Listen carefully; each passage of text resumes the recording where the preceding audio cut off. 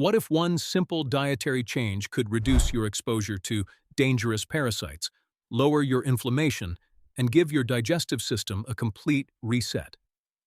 Today, we're breaking down exactly what happens to your body when you stop eating pork, and the science behind why millions of people across the world have avoided it for centuries. Pork versus other meats, the bacteria battle. Let's start with bacteria. All raw meats carry some bacterial risk, but pork stands out in a few critical ways.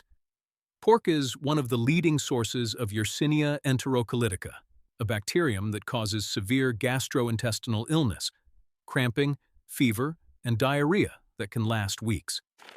Studies show pork carries this pathogen at significantly higher rates than beef or chicken. In fact, the CDC has linked contaminated pork to numerous Yersinia outbreaks across the United States.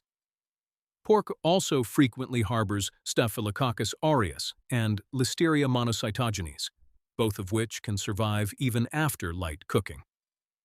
While beef and poultry carry bacterial risks too, pork's unique biology, specifically the fact that pigs are omnivores with highly active digestive systems, means they accumulate and harbor a wider variety of pathogens from their environment. Pork versus other meats, the parasite profile. This is where pork really separates itself from the pack. Pork is the primary source of Trichinella spiralis, the parasite responsible for trichinellosis. Once ingested, the larvae burrow into muscle tissue, including your heart, causing fever, muscle pain, and, in severe cases, organ failure. Beef and chicken simply do not carry this same parasite risk. Then there's Taenia solium, the pork tapeworm. This is one of the most dangerous parasites a human can contract. If eggs are accidentally ingested, they can migrate to the brain, causing a condition called neurocystic which is actually one of the leading causes of adult-onset epilepsy worldwide. There is no beef tapeworm or chicken tapeworm that produces anywhere near this level of neurological damage. Pork can also carry Toxoplasma gondii, a parasite linked to mental health disruptions and complications during pregnancy. While cats are the primary host, pigs are a major secondary source through contaminated feed. Other disadvantages of pork. Beyond bacteria and parasites, there are additional concerns worth knowing. Pork is one of the highest dietary sources of arachidonic acid, an omega-6 fatty acid that, in excess, promotes inflammatory pathways in the body. Chronic inflammation is linked to heart disease, arthritis, and even depression.